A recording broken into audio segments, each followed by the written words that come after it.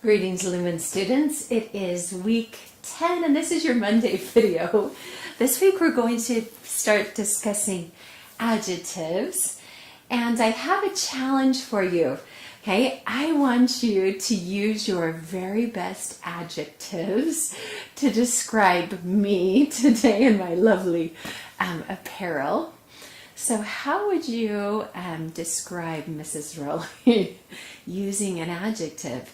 So you can't just say a noun like cave woman. We've got to use some very descriptive terms. Maybe we could do, you could do some typical ones like crazy and weird and strange and unusual, but let's even try to get more descriptive than that. Make our adjectives even describe even more what I look like, okay? Can you do matted, dirt colored, leopard printed? You choose what type of adjectives you want to use to describe my apparel today, and you can type your choices in the discussion board that we'll have set up for Monday. And I'm going to choose my very, very favorite adjectives to share with you as we continue on this week. So let's do, with that challenge in front of you, let's add to our weekly spelling words these homonyms. These are really important ones used very, very frequently. So the first is your, and your. What are the differences between these two types of your? I know you've probably seen them, and you can maybe tell that this one has to do with days of old, okay, days of yore. But what about your and your? This one is a contraction, of course, and what does it stand for? It's that high, or that apostrophe is taking the place of a letter, and so it really means you are your, with a contraction, you are your. Okay, this one is a possessive pronoun, meaning that it belongs to you, your dog, your cat, your house, your family. Okay, this is your. Okay, you are contraction and you're possessive. Those are really important. These are similar, so let's take a look at these at the same time.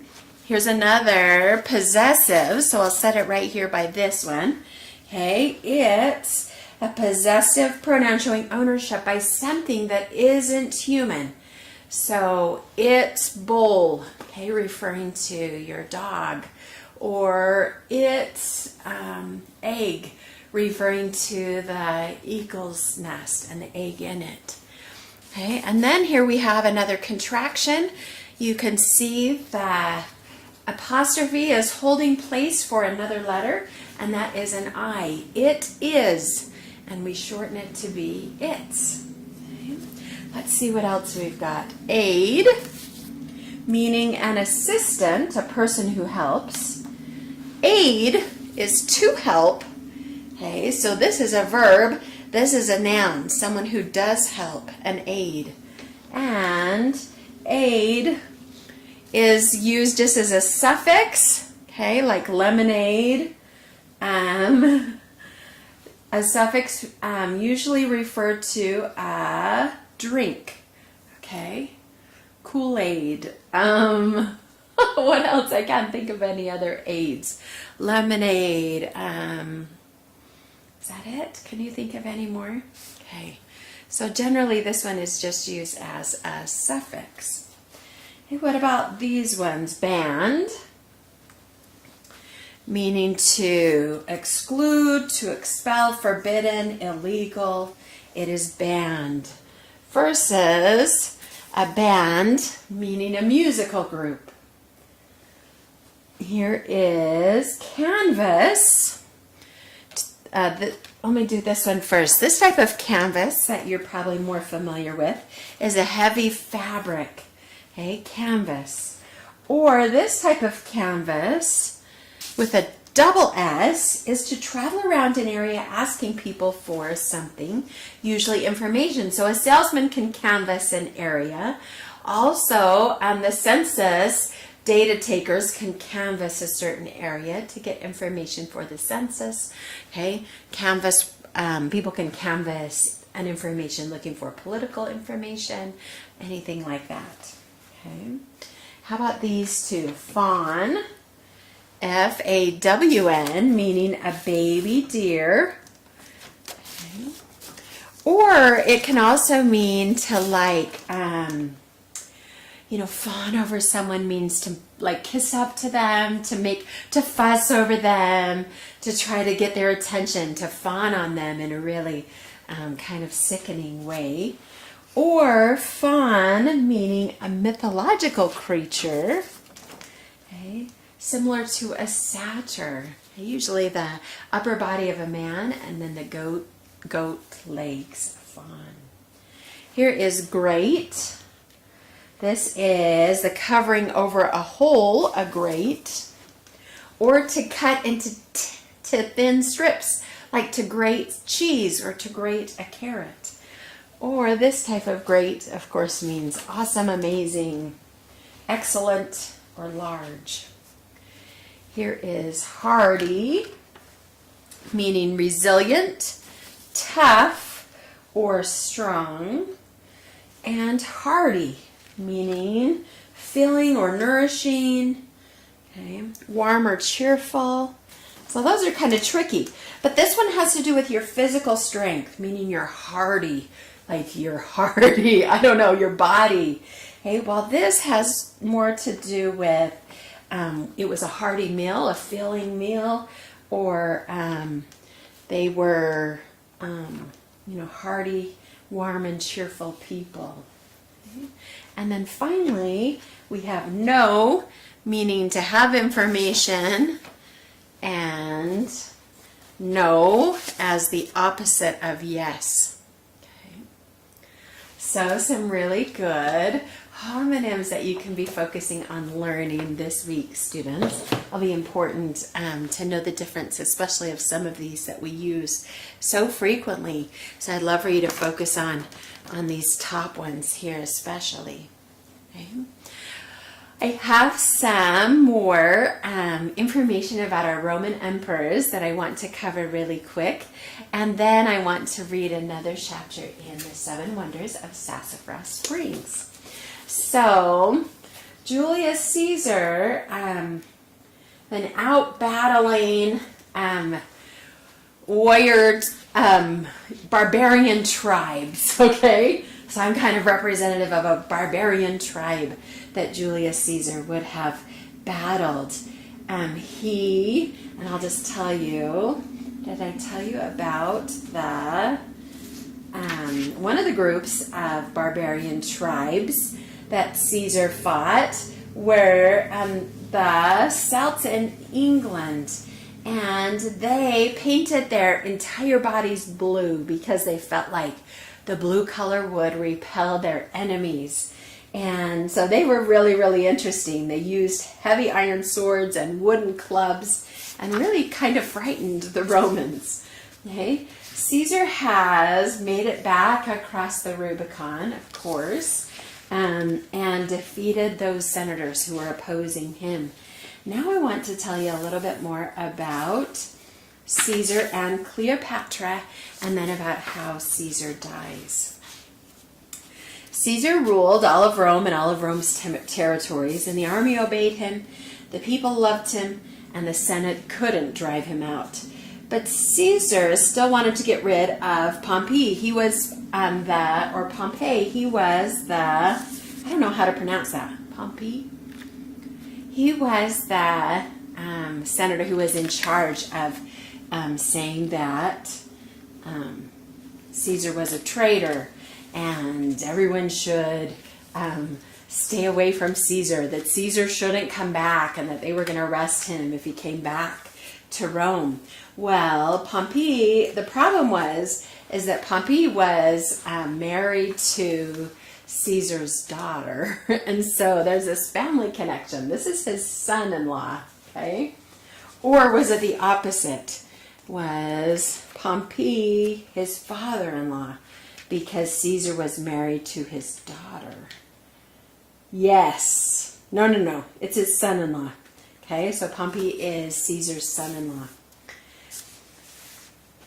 So Pompey by now has run away to Egypt, and down in Egypt, Pompey was trying to convince the Egyptians to help him attack Caesar and to take Rome back.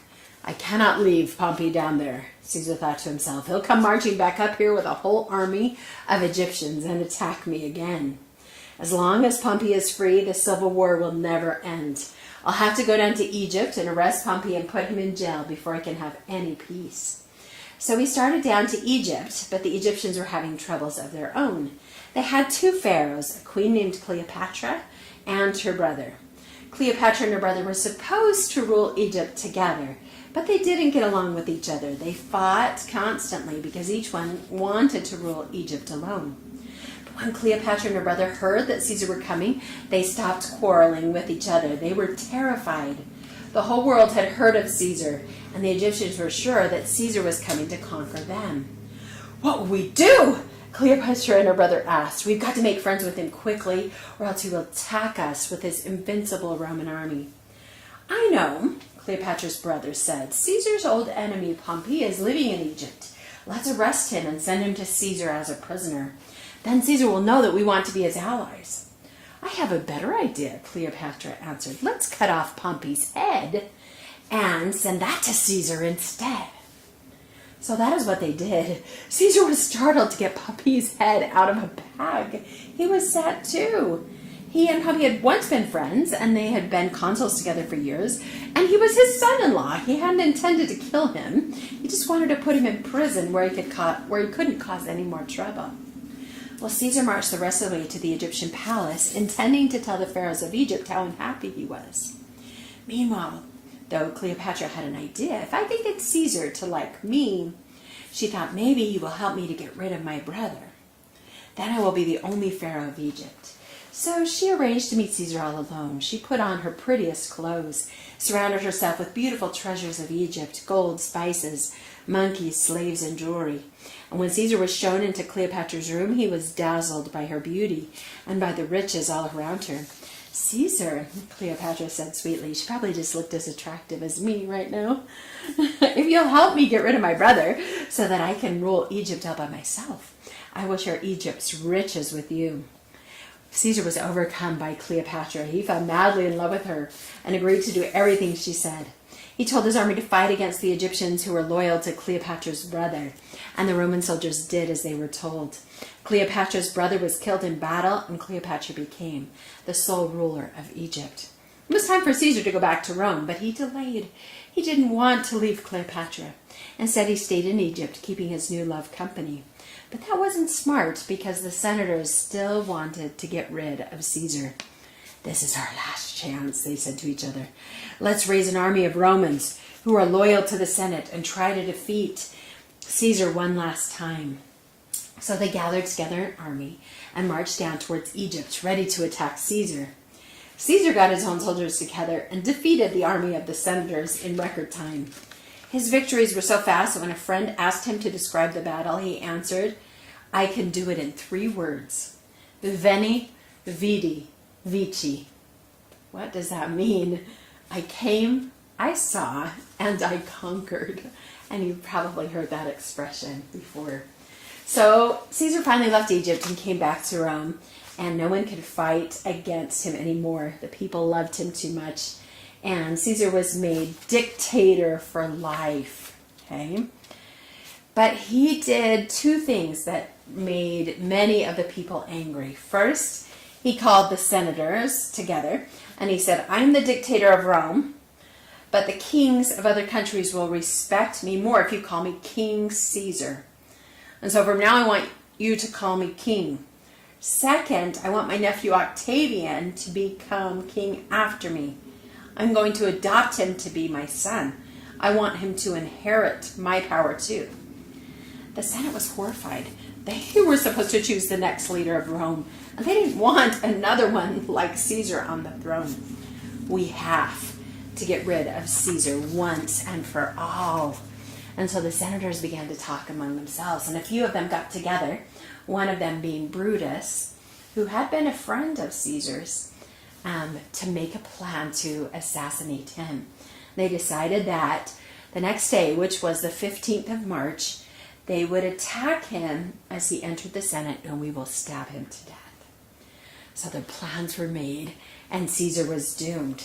Caesar didn't know anything about this plot, okay? But a writer from that time period said that many strange things happened to Caesar that day. He went out to visit his favorite herd of horses, and the horses were refusing to eat, and instead they were crying. This made Caesar so nervous to see these horses cry that he went to the temple to ask the gods why his horses were so sad. While he was in the temple, a fortune teller came up to him and whispered, "Caesar, Caesar, beware the Ides of March," which was the 15th of March, that next day. And when he got home, Caesar told his wife about all the strange things that had been happening to him, and that night she had a terrifying dream. She dreamed she was holding her husband in her arms and that he'd been stabbed to death. She cried out, "Caesar, Caesar," and then she woke up. She sat straight up in bed, and the door of their room flew open all by itself. When Caesar got up the next morning, his wife begged him, "Please don't go in. Don't go to the Senate today. It's the 15th of March. Stay home where it's safe." "Nonsense," said Caesar. "Nothing's going to happen to me." And so he dressed and headed for the Senate building. He walked up the smooth marble steps. The sun shone on the white stone, and the sky was blue and peaceful overhead. "How silly of me to be nervous," he thought. "Nothing's going to go wrong today." Not. The senator, Caesar said, one of the senators, "Today I want to ask you to bring my brother back to Rome. He was banished several years ago." "Let's talk about that later," Caesar said, and the senator leaped to his feet. "Friends," he shouted, "what are we waiting for?" He ran forward and grabbed Caesar by his purple robe. Brutus and two other senators leaped at him with knives drawn. Caesar fought back, but they stabbed him. He staggered and fell down. When he looked up, he could hardly believe that his old friend Brutus had helped in the plot against him. "Et tu, Brute," he gasped, meaning, "You too, Brutus." And then Caesar died there on the marble floor of the Senate building. His slaves came and carried his body home. Caesar, the greatest Roman, had been killed by his own friends and countrymen. Hey, there are some really key parts to that story. Veni, vidi, vici is an expression that we use in our language. I came, I saw, I conquered. Maybe you haven't heard it in Latin, but certainly you've heard it in English. And et tu, Brute, is an expression that we use if someone hurts our feelings or betrays us or turns against us. You also, Brutus, you joined with them, my friend. What's going on? All right. But Caesar was usurping too much power. We'll learn about what happens after his death tomorrow. But let's continue on with our 7 wonders. The title of this chapter is Day 2, Jeb Joins In.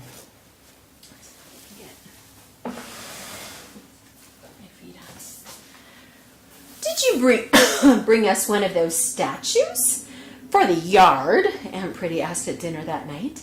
I had no idea what she was talking about. "She means a wonder, son," said Pa. I wasn't ready to share that crazy doll story, not yet. I knew Aunt Pretty would want to know all about the curtains and the fancy doodads at the Pritchers, but I hadn't noticed a thing but the doll. "I'm just gonna wait and see what I've got at the end of the week," I told them. "Oh, you just know how I hate to wait," Aunt Pretty fussed. Pa changed the subject. "Mighty fine eats. Even may sail the 7 seas, but he'll never find as fine a cook as you, Pretty." I looked down at the plate of ham, boiled beans, and fluffy biscuits.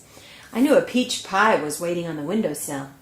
"Yes, sir," I agreed, and for an instant I felt a pain, picturing myself in Tokyo or Timbuktu, craving one of my aunt's peach pies. Aunt Pretty said, "Oh, go on now," and she plopped a big heap of beans on my plate. "Have some seconds." I didn't want to disappoint her, no sir, so I had my second helping and put Timbuktu clean out of my mind. When you're weeding corn up one row and down the next, you have a lot of time to think. So all Thursday morning, I thought of that faraway mountain in Silver Peak, Colorado. The more weeds I dug up, the higher that mountain got. With one wonder under my belt, I was itching to go in search of more, but Pa was working extra hard and I didn't have the heart to ask to take time off. Around 3:30, Pa stopped abruptly. "That's enough, Eben. I won't be needing you till milking time." I didn't waste a second. I splashed the dust off my face at the pump and took a nice long drink. I checked that my paper and pencil were in my back pocket, and I headed for Yellow Dog Road, with Sal tagging along. When I reached the edge of the Austin's farm, Jeb came racing toward me, kicking up a cloud of dust. "Wait up! I'm coming with you." I looked around. Where's the rest of the brood? Maggie said she'd watch him, but I got to dry the dishes tonight in her place. Jeb didn't want to waste time talking about chores. "Any luck with those wonders?" I thought his big brown eyes would pop right out of his face when I told him about Miss Pritchard. "A doll? What kind of a wonder is that?" "It's a doll that saved somebody's life," I told him. "I think that's a wonder, even if it's a peculiar one. You got any better ideas?" Jeb shook his head. "Nah, I never seen anything special, except that 3-legged cow my grandpa used to have." "That wasn't man-made," I told him. "Nope, it was a freak of nature. That's what Grandpa said." Jeb stooped to pick up a hedge apple and pitched it across the road. "I'm going all along the ridge first." I told him all about Orville Payne. "Woo-wee," said Jeb. "You're lucky he didn't aim his shotgun at you. He'd just as soon shoot you as look at you." I hadn't thought about firearms before. Well, at least I got something. "A doll story." Jeb reached down for another hedge apple. This time he pulled his arm way back and sent it arching high into the air. "Hey, if you're looking for something special, you should go down to the Sailor House. A rich person is more likely to have a wonder than a poor one. Maybe 2 or 3. The Sailor place right in town was the only house in Sassafras Springs that had curlicues and fancy trim and a fine porch that curved all around the side, not to mention a big sleeping porch upstairs. The Sailors had money, something in short supply everywhere else in town. They owned the feed store, which also dealt in farm equipment. Farmers could do without new clothes, indoor plumbing, and even full bellies, but they couldn't do without farm equipment. That's why the Sailors had the biggest house in Sassafras Springs, and a Ford motor car in the driveway to boot. Some farmers like Pa had old pickup trucks, but the Sailors were the only folks who had a car just for riding around in. "I don't know about this," I told Jeb as we gingerly walked up the front steps. There was a window in the door with colored glass in it, put together to look like a rose. Miss Sailor might not cotton to boys like us calling on her.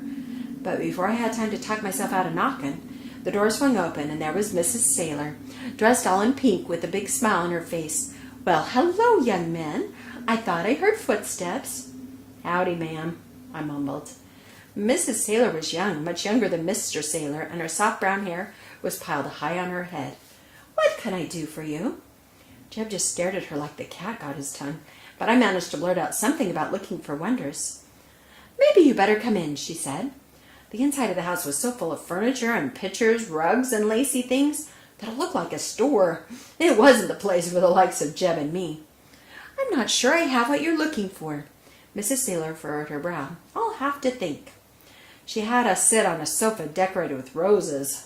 I guess they were her favorite flowers. "You wait here, and I'll be right back." Jeb had yet to say one word. He just sat and stared. After a while, I heard the rustling of her skirts, and Mrs. Sailor came back carrying a red satin box. "I suppose this is our best bet," she said, sitting in a fuzzy blue chair across from us. She carefully opened it and pulled out a long strand of pinkish-colored pearls. "These pearls belonged to Mrs. Sailor's great-grandmother. Aren't they lovely?" She waited for some kind of reaction, so I said, "Yes, ma'am," while Jeb just nodded. She reached in again and pulled out a circle of small green beads. "And this is genuine jade from China Boys. Isn't that a wonder?"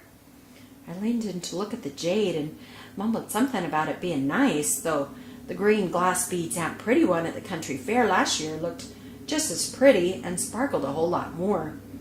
Next, Mrs. Sailor pulled out a brooch with the outline of a lady in it, all carved in white.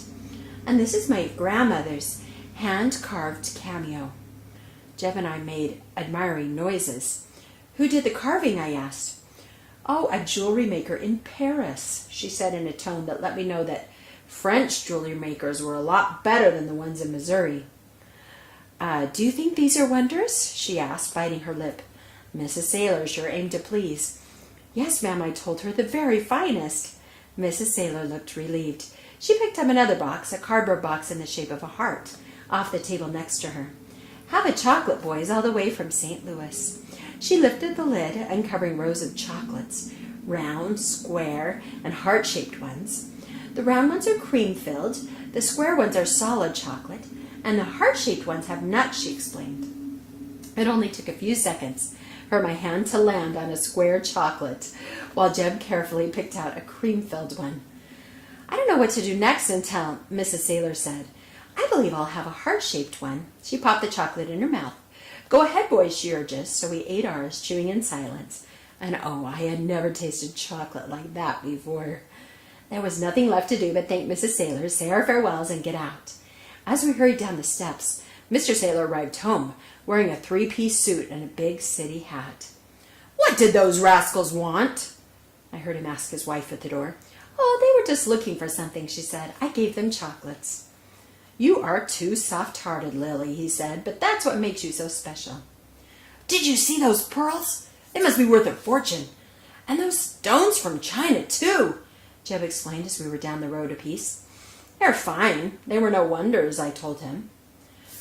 Jeb looked like I just told him the sky was red instead of blue. Why, nothing in Sassafras Springs is worth what that jewelry's worth, he said. I know, but those three things together aren't worth $1 like Mrs. Pritchard's. All you can do with a string of pearls is hang them around your neck. I think I need to go back to where I left off yesterday. If you're going back up the ridge, the next stop after the Pritchards is Coley Pones. And if you go there, you'll be plenty sorry. Why? 'Cause Coley is crazy. Everybody knows that, said Jeb. You go over there and you won't live to see your mountain. Coley Pone was a bit odd, I agreed, but he was harmless, according to Pa. Jeb did not agree. Has he got a gun? I wondered. Who knows? He's got wild eyes and he holds up his trousers with a rope. What Jeb said was true. I could skip Coley's place, but I'd kick myself hard if I ended up missing a wonder. If that's the next place on the ridge, I'm going there. Come with me. There's safety in numbers, I told Jeb. Jeb stopped in the road and turned to me. I'll walk up there with you, he said, but I'm not going in that house. Deal, I agreed. Who's that? Coley shouted as we approached his shack. Jeb and Sal both hung back when he lurched toward us, axe in hand. His eyes lit up as he raised the axe above his shoulder. I closed my eyes so as not to watch my own head being chopped off. When nothing happened, I opened them, just as Coley rested the axe back on his shoulder and showed off his 4 teeth in a wide grin.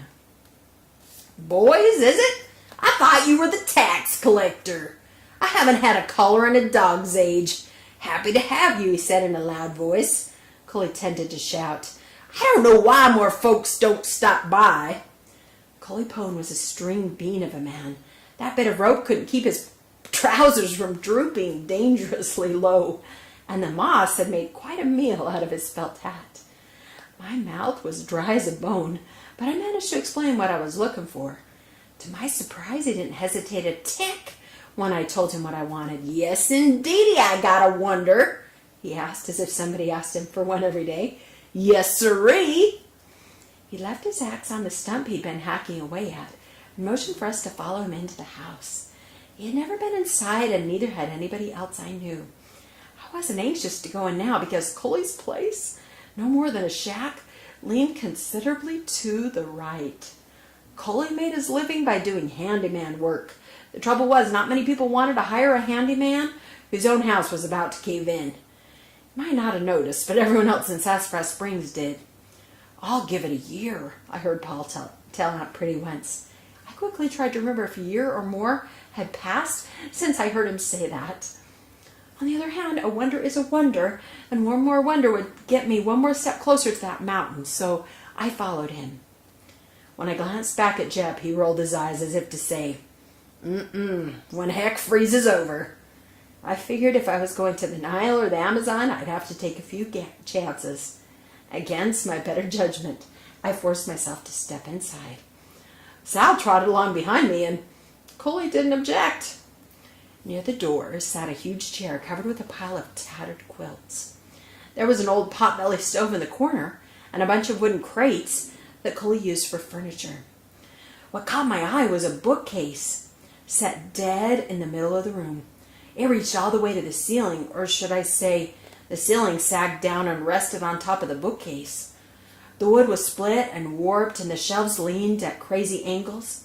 Every inch was covered with useless items. Bent fishing poles, dusty pop bottles, what might have been an ancient coconut, and a rusty mousetrap with a piece of cheese so old and dry, even the hungriest rat would pass it by. Coley walked up to the bookcase and patted it proud-like. Yep, here's a guaranteed wonder of the county, even the state, and maybe even a wonder of the whole doggone world. You're talking about that bookcase? Yes, sirree, it's a bookcase, Coley bellowed, my prized possession. I had it since I was a boy. Never read me a book, but by jiggers, I have a bookcase. It's the doggonest bookcase you ever did hear of, too. Coley dropped into the chair and patted a crate for me to sit on. I didn't have time to worry about whether the roof would fall in or whether the crate would give way. Coley Pone was starting his story. And we'll pick up with Coley Pone's story about his bookcase. And the title of it is The Rainmaker's Revenge, tomorrow. Before I log off, though, today, students, I want to do a little fun, just a quiz, not really a quiz, but just I'm going to test your listening ability. See how many of the adjectives you picked up in this story, okay? So if you've got a piece of scrap paper beside you somewhere and a pencil, just write down your answers to this question, or these few questions, okay? All right. When they got to the sailor's house, what did, let's see, what color was the jade necklace? Okay. What color were the beads in the jade necklace? What adjective did they use to describe that necklace?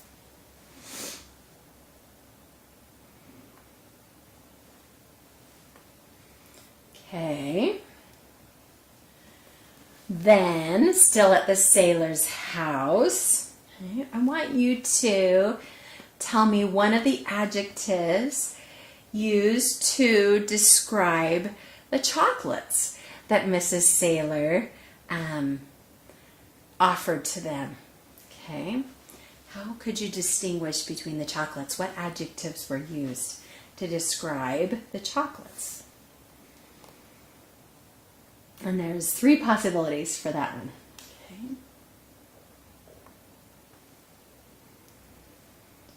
Okay, next, what word did Jeb use to describe Coley Pone? Why was he so scared to go see Coley Pone? What adjective do they use to describe him? Right, now we're to number 4. Okay. And there's so many great adjectives related to the house and what is on this bookcase. So I'm going to read this description, and you see if you can fill in any of these blanks, okay? How did, let's see, what adjectives did they use to describe the wood, okay, of the bookshelf? Let me just read you that little bit. The wood was split and blank.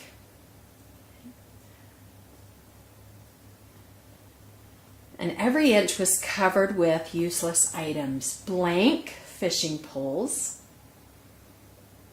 What made the fishing poles useless? What was the adjectives that they used to describe the fishing poles? Blank fishing poles. Blank pop bottles. A blank coconut. What might have been a blank coconut. And a blank mousetrap with a piece of cheese so blank and blank, even the blank rat would pass it by. Okay, I'm going to back up, give you a chance to get through those again. The wood was split and blank. So that was number 3, right? Number 4 was blank fishing poles. Number 5, blank pop bottles. Number 6, blank coconut. Number 7, blank mousetrap. Number 8 and 9, piece of cheese so blank and blank. And number 10, that the blank rat would pass it by. That was hard, huh? Like, I'm not listening for these adjectives that carefully, Mrs. Rowley. I wonder how many of these you actually got, though. I think maybe I miscounted, though. We might have 11, if I'm thinking right, because Cully Pone, what adjective described him was number 3. Okay, so sorry if I confused you about that. So number 1, okay, it was green beads, okay, in the jade necklace. Number 2, there were heart-shaped, square, or round chocolates, if you got those. Number 3, Cully Pone is crazy. Or you could say also wild, because they said he had wild eyes. Wild eyes. Okay, then the wood is warped. The fishing poles are bent. The pop bottles are dusty. There is an ancient coconut, a rusty mousetrap, and the cheese is so old and dry that the hungriest rat would pass it by. How many of you got at least one of those adjectives? Good job. Any 2? 3? Wow. 4, 5, 6. Good job. That's pretty impressive. Even though maybe you didn't remember what specific adjectives they used with that bookcase, it certainly did create just an amazing picture in your mind, didn't it? All those adjectives together really helped you visualize. Instead of just saying, yeah, there was a bookcase with some old stuff on it, right? It really came to life. All these adjectives helped us to picture Cully Pone's bookshelf. And we're going to learn more why it's a wonder tomorrow. Thanks so much for joining us, and we'll see you then.